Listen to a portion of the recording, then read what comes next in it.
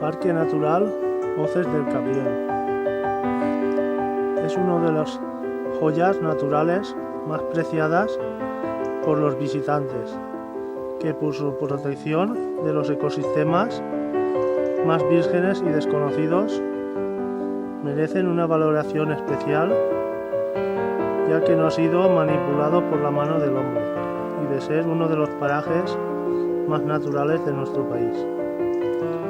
Su extensión, de más de 31.000 hectáreas, alberga una biodiversidad muy amplia de especies, con bastantes endemismos de plantas y animales, que hace de referencia a un atractivo lugar de belleza incalculable, y a la vez está considerado como una de las zonas de especial protección para las aves cepa, Natura 2000, por la importante población de aves rapaces, siendo especialmente significativa la presencia del águila perdicera, el águila real y el búho chico.